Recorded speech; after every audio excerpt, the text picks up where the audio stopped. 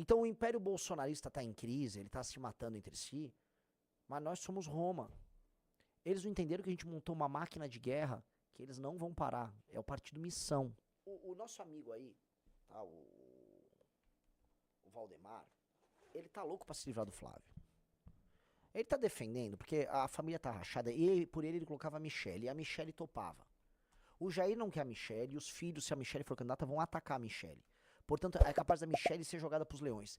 Esta turma entrou numa espécie de um problemão, porque a família rachou.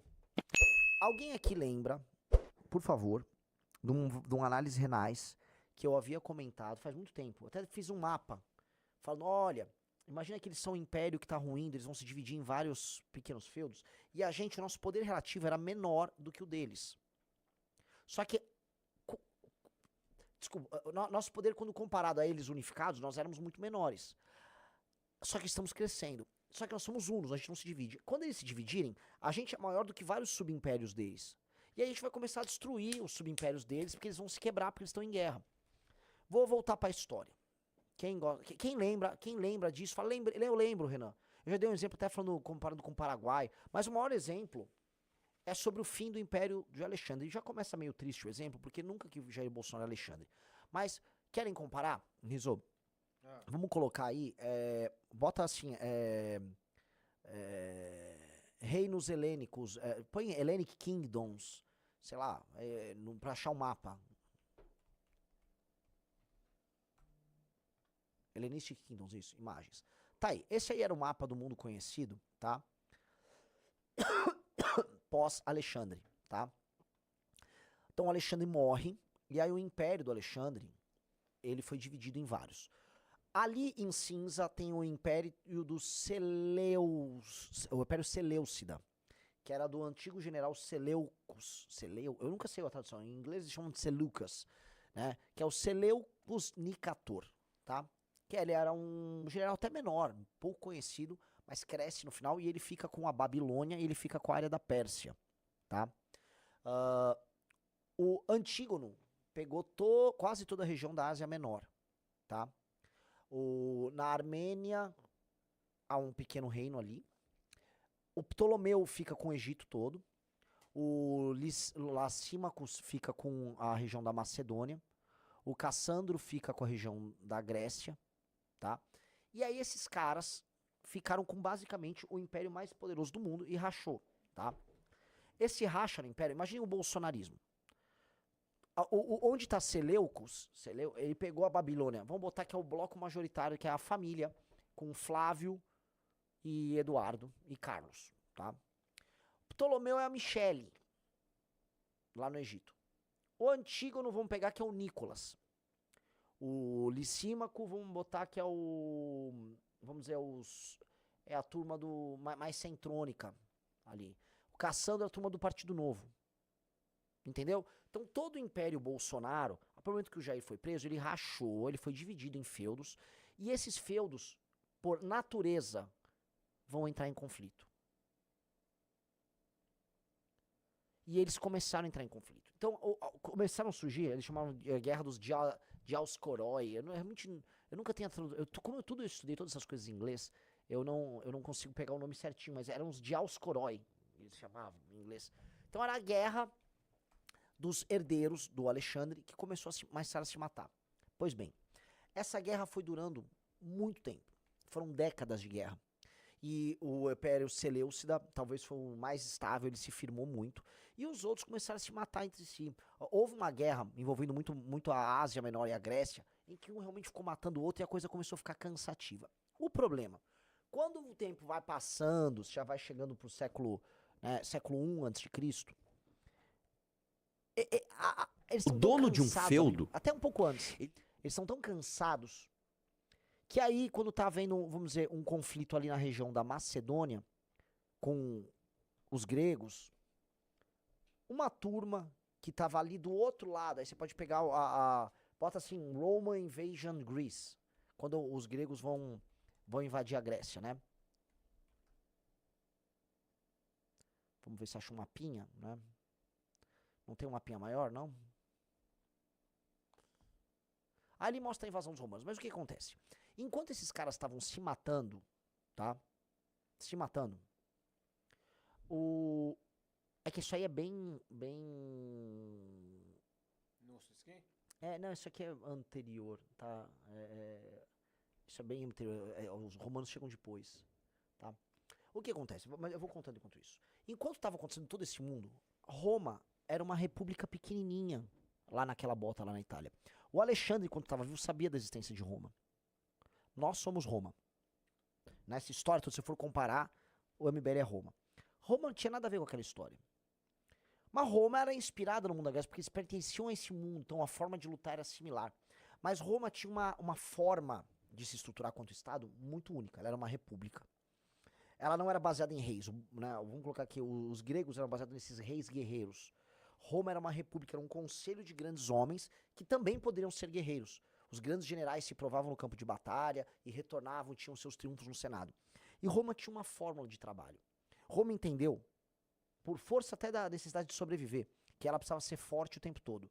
E isso obrigava ela a ser expansionista. Então o que Roma fazia? Roma invadia cidades rivais, tomava aquela cidade, mas ela também, ela não é que ela eliminava a elite local, ela cooptava as elites locais, quase como um sistema de vassalagem, ela criava vínculos entre as elites locais e a elite romana, absorvia eles para o universo romano, e aí obrigavam as elites locais a fornecerem soldados para participarem de outras incursões. E a elite local ganhava alguma coisa com isso, enquanto Roma romanizava eles. Roma era muito esperta. Roma era sensacional. O que Roma passa a fazer? Roma começa a pegar os caras lá na bota, na Itália, e ela vai usando esse método. O que esse método permitia? Renovação permanente de soldados, capite? Renovação permanente de soldados. Roma renovava permanentemente seus quadros. Então, se ela tinha um revés, ela perdia uma batalha, vinha já mais uma leva de soldados. Por quê? Porque ela gerava nos lugares que ela conquistava esta máquina de recolocação de exércitos, formação de tropas. Portanto, Roma era uma máquina militar imparável. Os gregos tinham um outro modelo. Eles tinham exércitos altamente profissionais, treinados, que duravam muito tempo. Mas a renovação da formação não era tão, vamos dizer, intensa quanto Roma. Roma era uma máquina militar mais poderosa, mesmo que não contasse, às vezes, com o gênio militar daquele mundo em guerra, lá da Ásia Menor, da Grécia, etc. Tô falando isso porque nós sendo Roma, estávamos crescendo nos últimos anos paralelo àquele mundo da guerra do bolsonarismo. Eles estavam em guerra, a gente foi crescendo. E a gente foi se estruturando, criando nossas fórmulas de batalha, nossas fórmulas de administração. E eles vão levando a sério. Uma hora, um homem lá do mundo helênico, que era o Pirro de Épiro, resolve invadir Roma. Vocês sabem essa história? Digite 1 se vocês sabem essa história. Digite 2 se não sabem. Digite 3 se vocês quiserem que eu conte. Porque é legal essa história, tá?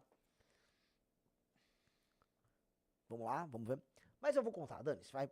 Pirro de Épiro é um dos grandes generais da história humana. Qualquer top 10 de general da história humana que não tiver Pirro de Épiro é retardado. Pirro de Épiro é um dos grandes generais. Pirro de Épiro sai com suas tropas e vai, né, ele já tinha uma briga com os cartagineses. Ele vai invadir Roma, o Pirro de Épiro. Tem guerra com Roma lá na Sicília e tal. E a real é que o Pirro de Épiro era melhor que os romanos. Entendeu? O Pirro de Épiro ganhava. Mas ele ganhava, mas não sustentava. É ali que surgiu o termo batalha, vitória de Pirro. O cara ganhava, mas doía. E os romanos sempre voltavam com mais tropas. Foram pra Sicília, brigaram e tal. Até o momento que o Pirro de Épiro já não tinha mais... ele não conseguia reproduzir a fórmula militar com novos soldados como Roma tinha. Pirro de Épiro, que era um inimigo de Cartago, que tinha um grande plano de reproduzir o que Alexandre fez indo pro oeste, tomando o Mediterrâneo, foi parado, mais do que pela máquina cartaginense, pela máquina romana. Então tenta entender. É como se fosse assim, mandar o Caio Coppola debater com o Kim, aí ele foi lá debater com o Kim e o Caio Coppola perde. Sabe, Riso? É como se fosse, achamos que esses caras do MBL era meio besta. Tem algo aí, hein? Mandou um cara mó bom e tome-lhe. Estranho. Ali, logo após a treta com o Pirro, Roma começa a exercer poder já para o Mediterrâneo. E aí surge a questão do conflito Cartago, surge a guerra contra Cartago. E aí eu vou colocar a guerra contra Cartago para Roma foi a fundação do partido para o MBL, entendeu? Ali a gente tem a fundação do partido, foi nossa guerra contra Cartago. Ali, Roma pegou o modelo dela e estressou até o fim. Maior general da história, provavelmente, Aníbal Barca, gênio militar, invade, ele monta seus exércitos, especialmente na região da Ibéria. Né? Posso falar uma coisa muito legal? Riso. Lógico. O exército de Aníbal Barca é feito de homens que são provavelmente os pais da maior parte de vocês que estão nos assistindo. O que, sim, os povos da Lusitânia e da Espanha foram utilizados como exército pelo Aníbal Barca, com linha de frente. Celtíberos, aqueles homens nativos que tinham ali, povos brabíssimos, tá? Então nossos antepassados lutaram ao lado do Aníbal Barca contra os romanos. Porque a maior parte dos brasileiros descendem de portugueses, estou sendo bem claro aqui. Eles atravessam os Pirineus, atravessam os Alpes, invadem Roma. Roma é quase destruída. Conta com a grande força do maior dos muralhistas romanos à época, que era Alexandre. Fábius Maximus, que cria, o termo socialismo fabiano vem dele, tá? O Fábius Maximus, ele tinha uma estratégia de guerrilha e de contenção, estratégia conservadora, até que eles formam um general que vai destruir, tá?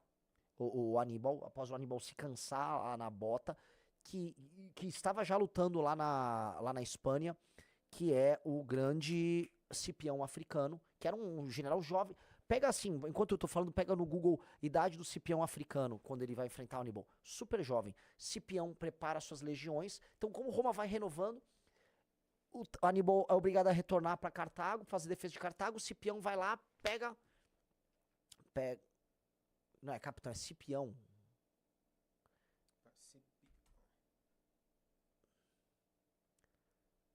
Idade Cipião na batalha de Zama. Na batalha de Canas ele tinha 19 anos, era novinho. 34 anos, não tão novo, mas assim, em Zama ele tinha 19. Cipião africano derrota Aníbal.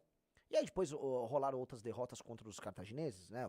Mas Roma se estabeleceu como uma força hegemônica daquele lado. Ou seja, o lado, vamos dizer, ocidental do Mediterrâneo. É o MBL montando o partido. Enquanto isso, como é que estava o mundo helênico, que é o bolsonarismo? Tiro, porrada e bomba. Um matando o outro. Eles já estavam naquela posição em que já valia a pena pedir ajuda, entendeu?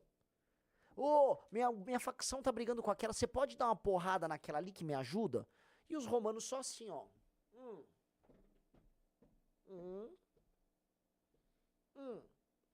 Nem terminou, eu vou falar pra vocês, nem terminou a destruição de Cartago. Riso do céu. Roma já foi arrumar briga lá na Grécia com os impérios helênicos. Se eu não me engano, ele briga com os macedônios. E plum, Roma já invade os macedônios. O que foi isso? A gente já começando a brigar com os primeiros bolsonaristas. Estamos derrotando a tropa do Zema ali, pá.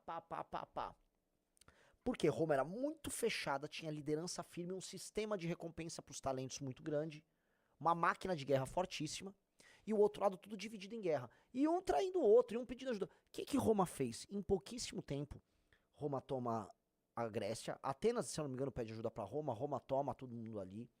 Roma vai para a Ásia Menor, Roma sai ganhando. Há uma grande batalha em que Roma derrota o principal exército do Império Seleucida. Tenta procurar ali a vitória dos romanos sobre o Império Seleucida.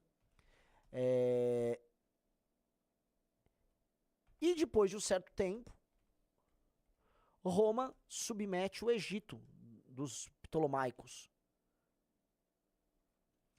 Onde está o meu ponto? É Seleucida, não é celestial, é Seleucida com S. Não. Calma. Com S. Que Seleucida. Seleucida, esse.